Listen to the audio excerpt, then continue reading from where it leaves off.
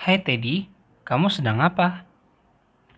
Hai Dalma, saya sedang mencari kelinci peliharaanku. Oh, sekarang kamu memelihara kelinci, dan kelincimu sekarang hilang. Iya, ada satu ekor. Ini pemberian dari saudaraku, jadi saya memeliharanya. Kebetulan, kelinci makannya mudah. Tapi, kemana ya dia? Iya, kemana ya kelincimu itu? Kalau binatang lain, mungkin bisa kita cari dengan mendengar suaranya. Tapi suara kelinci, aku belum pernah dengar. Kelinci juga bisa bersuara, tapi jarang dan berbeda-beda suaranya. Kalau ayam kan petok-petok saja. Benar, dan kalau bebek, kuek kuek kuek. Saya jadi mau mendengar bagaimana suara kelinci. Kalau begitu, kamu bantu mencari ya, supaya lebih cepat. Saya mencari di bagian kiri, dan kamu di bagian kanan.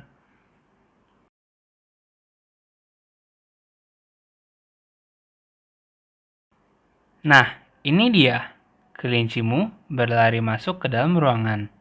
Siapa nama kelincimu? Ini namanya Bani. Ayo Bani, saatnya untuk makan.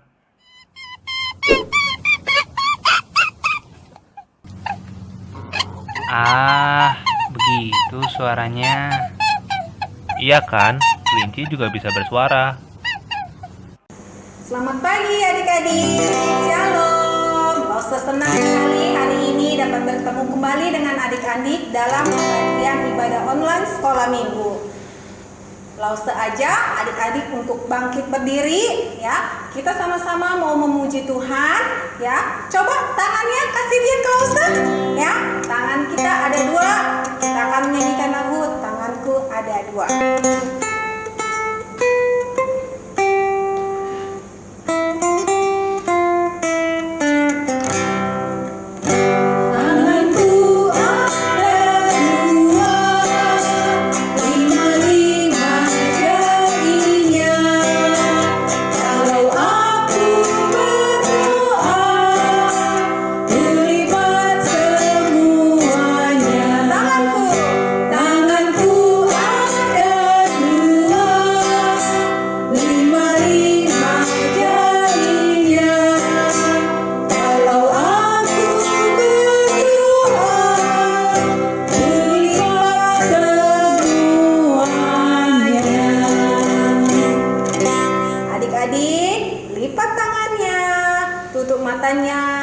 Ikuti Lause berdoa di dalam hati.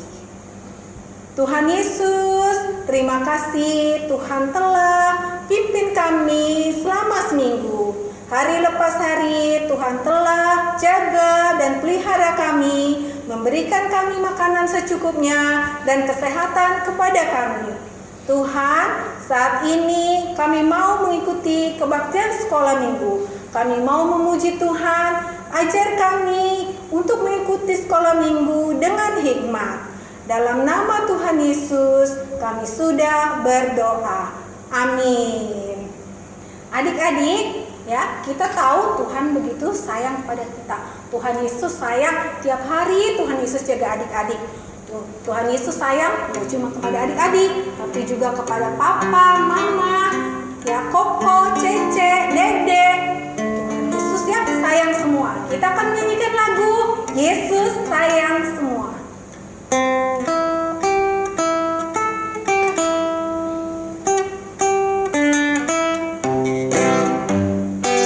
Yesus sayang semua, semua, semua. Yesus sayang semua, sayang semua. Sayang papa,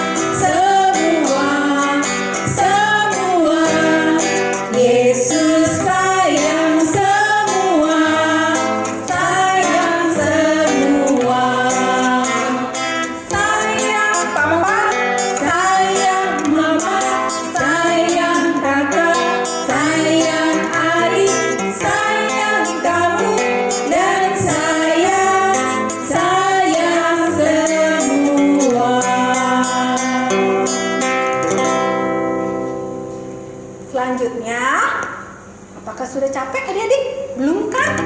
Lause tetap ajak kalian semua berdiri. Hari ini kita mau memuji Tuhan dengan banyak gerakan. Selanjutnya kita akan menyanyikan lagu Hati-hati gunakan matamu, telingamu, mulutmu, tanganmu, kakimu. Terakhir, tubuh kita.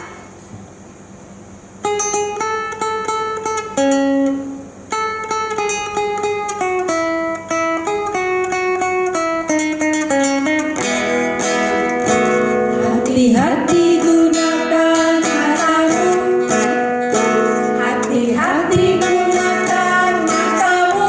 Itu Allah Bapa di surga melihat ke bawah. Hati-hati gunakan matamu, hati-hati gunakan telingamu, hati-hati gunakan telingamu. Allah Bapa di surga melihat ke bawah. Hati-hati gunakan telingamu, hati-hati gunakan mulutmu. Amin. Hati-hati gunakan mulutmu. Amin. Allah Bapa di surga melihat ke bawah. Hati-hati gunakan mulutmu. Amin. Hati-hati gunakan tanganmu, hati-hati gunakan tanganmu.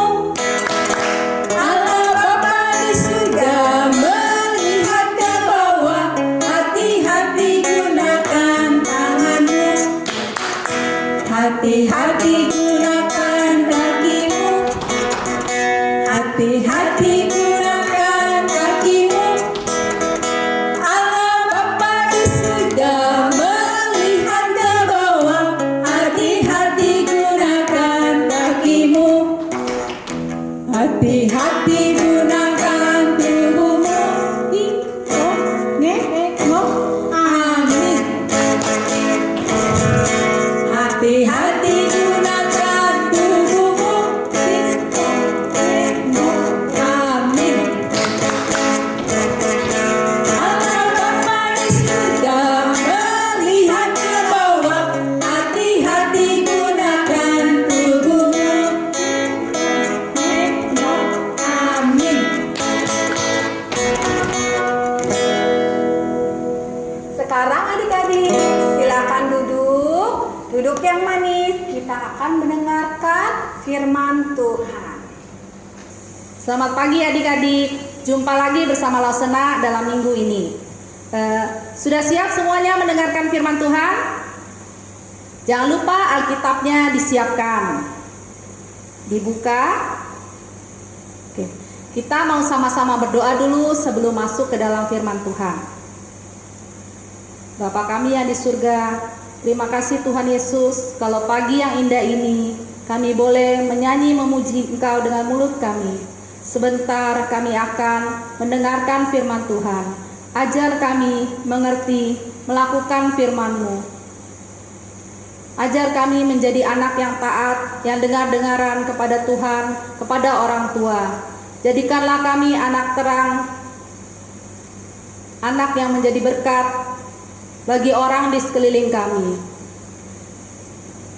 Kami juga rindu Tuhan, kalau kami dari kecil boleh mengenal Tuhan. Terima kasih Tuhan untuk waktu yang Kau berikan kepada kami. Dalam nama Tuhan Yesus kami panjatkan doa ini. Amin. Firman Tuhan hari ini diambil dari Alkitab, Kitab Lukas 15 ayat 11 sampai 14. Lausena akan membacakan untuk kalian. Perumpamaan tentang anak yang hilang. Yesus berkata lagi, ada seorang mempunyai 2 anak laki-laki.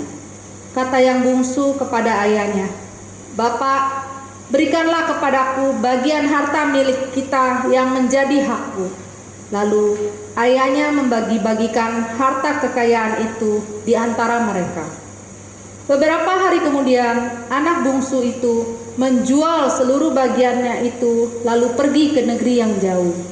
Di sana, ia memboroskan harta miliknya itu dengan hidup berfoya-foya. Setelah dihabiskannya semua, timbullah bencana kelaparan di dalam negeri itu dan ia pun mulai melarat. Laksana mau tanya, di sini di dalam keluarga adakah yang menjadi anak sulung, anak pertama? Atau anak bungsu, anak yang paling kecil, anak terakhir?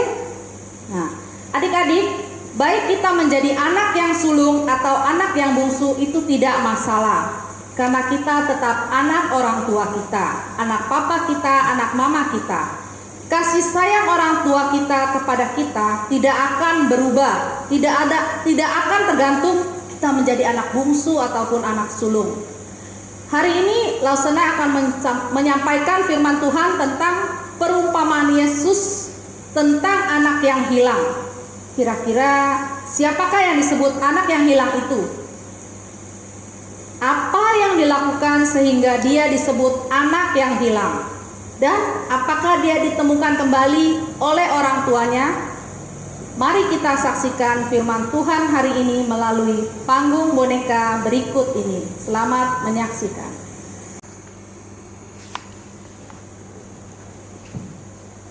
Di sebuah keluarga yang kaya, ada seorang bapak memiliki 2 orang anak, anak yang sulung dan anak yang bungsu.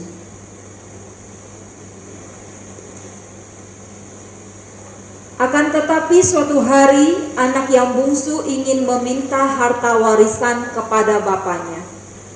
Bapak, di mana kamu? Ya anakku, aku di sini. Ada apa?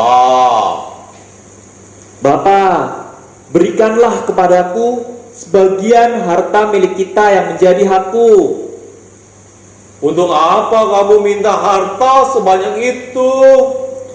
Aku ingin pergi jalan-jalan, menikmati hidup.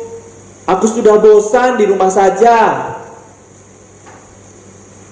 Coba pikirkan sekali lagi, anakku, itu adalah permintaan yang tidak baik.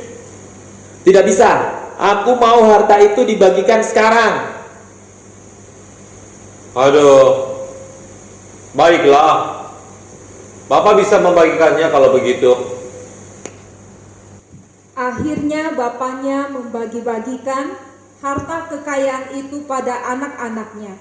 Beberapa hari kemudian, anak bungsu itu menjual seluruh bagian lalu pergi ke negeri yang jauh. Di sana, ia memboroskan harta miliknya itu dengan hidup berfoya-foya. Ayo semua, kita makan, kita pesta malam ini. Tenang saja, aku yang bayarin. Ayo makan minum sepuasnya, aku traktir semua. Setelah dihabiskannya semua, timbullah bencana kelaparan di dalam negeri itu dan ia pun mulai melarat. Lalu dia pergi bekerja pada seorang majikan di negeri itu. Orang itu menyuruhnya ke ladang untuk menjaga babinya. Lalu ia ingin mengisi perutnya dengan ampas yang menjadi makanan babi itu, tetapi tidak seorang pun yang memberikannya kepadanya. Aduh, aku lapar sekali. Sepanjang hari sudah bekerja, tapi belum ada makanan. Coba saya minta sedikit makanan dari tuan saya. Tuan, apakah saya boleh meminta makanan? Tidak ada makanan. Kamu kerja dulu. Tuan, ampas dari makanan babi juga tidak apa-apa. Saya lapar sekali. Tidak bisa. Babi-babiku belum selesai makan. Nanti mereka kekurangan makanan. Lalu anak bungsu itu menyadari keadaannya, bahwa lebih baik keadaan bawahan bapaknya di rumah daripada dirinya sekarang. Betapa menyedihkannya keadaanku di sini. Tidak ada makanan dan pakaian yang layak. Betapa banyaknya orang upahan bapakku yang berlimpah-limpah makanannya. Tapi aku di sini mati kelaparan. Aduh. Aku tahu. Aku akan bangkit dan pergi kepada bapakku dan mengaku dosaku kepadanya, bahwa aku sudah tidak layak disebut sebagai anak bapa. Aku akan meminta kepada bapa untuk menjadikannya salah seorang upahannya. Sementara itu, sejak kepergian anak bungsu, bapaknya senantiasa menunggu kapan anaknya akan kembali. Matahari terbit, matahari terbenam. Tapi di mana anakku si bungsu?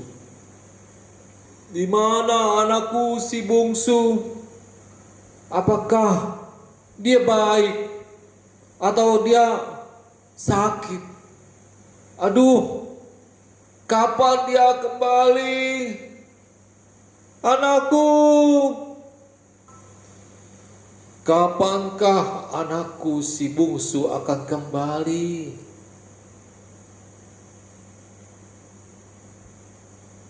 Sementara itu si bungsu berjalan pulang ke rumahnya. Ketika ia masih jauh, bapaknya telah melihatnya, lalu tergeraklah hatinya oleh belas kasihan. Bapaknya bangkit, lari mendapatkan dia, lalu merangkul dan mencium dia. Anakku, Bapakku, anakku bungsu.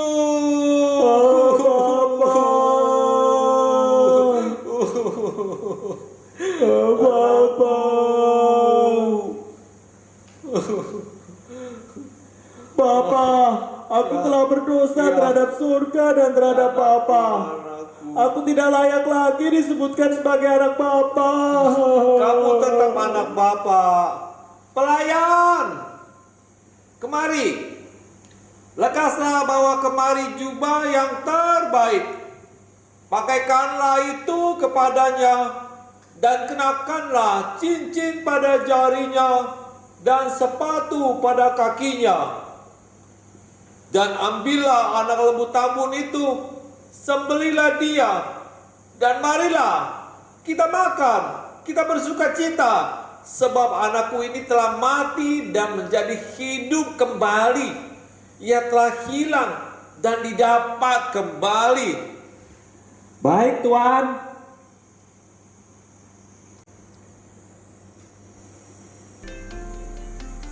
Maka mulailah mereka berpesta dan bersukaria menyambut anak bungsu. Ketika anak sulungnya kembali dari ladang dan dekat rumah, ia mendengar bunyi seluling dan nyanyian tari-tarian. Pelayan, apa arti semua ini?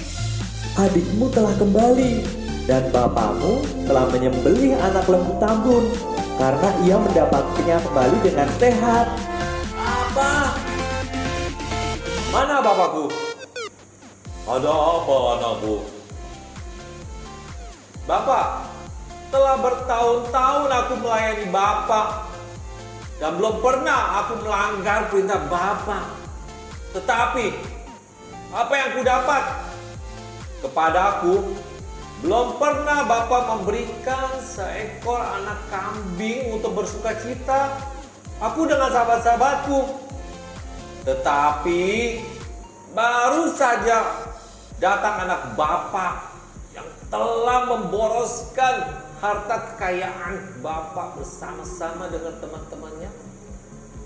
Maka Bapak menyembelih anak lembu tambun untuk dia. Bagaimana ini Bapak? Anakku, engkau selalu bersama-sama dengan aku. Dan segala kepunyaanku adalah kepunyaanmu. Kita patut bersuka cita dan bergembira karena adikmu telah mati. Dan kini ia telah hidup kembali. Ia hilang dan kini didapat kembali.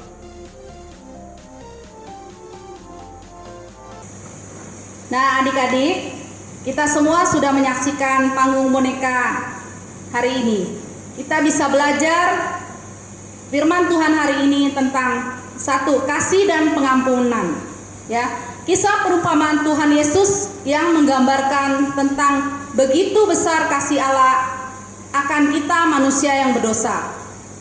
Tentang domba yang hilang, dirham yang hilang, anak yang hilang, menggambarkan tentang cara Tuhan mengampuni manusia yang berdosa. Tuhan sangat mengasihi kita semua. Walaupun kita berdosa, Dia tetap mengasihi kita, memberikan yang terbaik tanpa mengingat dosa kita yang kita lakukan. Perumpamaan ini juga mau mengajarkan kepada orang Farisi dan ahli Taurat yang pada saat itu protes kepada Yesus yang mengasihi dan menerima orang berdosa. Sikap orang Farisi dan ahli Taurat ini mirip dengan sikap anak yang sulung. Anak sulung tidak suka kalau bapaknya menerima dan mengampuni adiknya. Bahkan ia protes kepada bapaknya. Ia tidak pernah mendapatkan perlakuan yang baik seperti yang didapat oleh adiknya. Itu semua tidak benar. Apa yang bapaknya miliki itu miliknya juga, tapi dia tidak menyadari. Ya, dia tidak dapat bersukacita akan kasih dan pengampunan yang diterima orang lain, yang diterima adiknya. Adik-adik, kita jangan iri kepada saudara kita, teman kita. Seandainya suatu ketika saudara dan teman kita berbuat salah, namun mereka mau mengaku kesalahan dan bertobat, kita harus menerima kembali dan tetap mereka menjadi saudara dan teman kita. Yang kedua, kita bisa belajar bertobat. Apa itu bertobat? Pertobatan atau bertobat meliputi menyadari kita itu bersalah dan berdosa, bangkit dan kembali ke Bapa dan mengaku dosa, berubah. Jadi bertobat itu bukan hanya menyesal atau menangis karena takut dihukum, tetapi mau berubah menjadi lebih baik. Ketika kita menyadari bahwa kita bersalah, maka kita harus datang kepada Tuhan, bertobat, memohon ampun, mengaku dosa, ya, baik terhadap Tuhan, terhadap sesama, terhadap orang tua. Jadi kita tidak boleh takut karena kita salah. Kita tidak boleh takut mengaku salah. Dan yang terpenting, kita berjanji tidak akan mengulanginya lagi.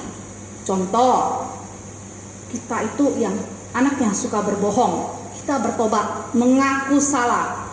Kita tidak boleh berbohong lagi, ya. Tidak membuli teman. Apa itu membuli? Mengata-ngatai teman, mengejek teman, ya, itu tidak baik.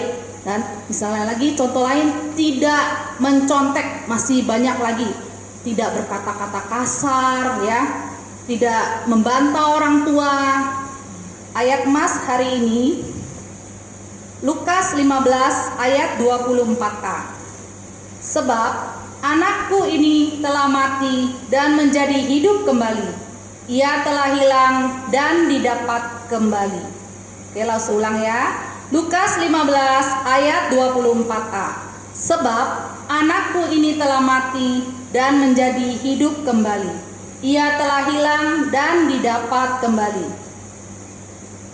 Siapakah anak yang hilang yang didapatkan kembali, adik-adik?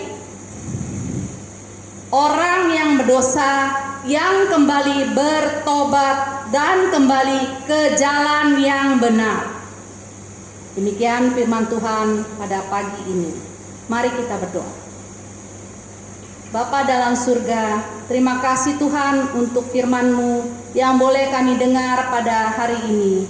Bapa, biarlah Tuhan kami jika bersalah, berdosa, kami boleh memohon ampun Tuhan, mengakui kesalahan kami dan bertobat. Biarlah kami boleh seperti anak bungsu Tuhan yang menyadari kesalahannya Tuhan. Kami tahu Tuhan, walaupun kami masih kecil, kami sering mengecewakan Engkau, membuat Engkau sedih. Tapi kami Tuhan mau kembali ke jalan yang benar. Kami mau bertobat Tuhan. Biarlah kami boleh bertobat dengan sungguh-sungguh Tuhan. Dan kami mau Tuhan tidak mengulangi kesalahan kami yang sama Tuhan. Tuhan, kami juga mau berdoa untuk teman-teman kami Tuhan yang mungkin hari ini tidak dapat mengikuti ibadah online Tuhan, tapi kami percaya Tuhan, Engkau tetap menjaga dan memelihara mereka Tuhan. Terima kasih Tuhan, dalam nama Tuhan Yesus kami panjatkan doa ini. Amin. Mari kita sama-sama berdoa, doa Bapa kami. Bapa kami yang di surga, dikuduskanlah namamu, datanglah kerajaanmu, jadilah kehendak-mu, di bumi seperti di surga. Berikanlah kami pada hari ini makanan kami yang secukupnya, dan ampunilah kami akan kesalahan kami, seperti kami juga mengampuni orang yang bersalah kepada kami. Dan janganlah membawa kami ke dalam pencobaan, tetapi lepaskanlah kami daripada yang jahat. Karena Engkaulah yang punya kerajaan dan kuasa dan kemuliaan sampai selama-lamanya. Amin. Bagaimana adik-adik? Kita sudah mendengarkan firman Tuhan tentang anak yang hilang. Di situ diceritakan ayahnya begitu sangat mengasihi anak itu, ya. Kasih ayah itu sangat luas, ya. Tapi kita punya Tuhan Yesus yang mengasihi kita tuh lebih lagi, lebih tinggi dari langit dan lebih dalam dari lautan. Kita akan menyanyikan lagu Setinggi-tingginya Langit.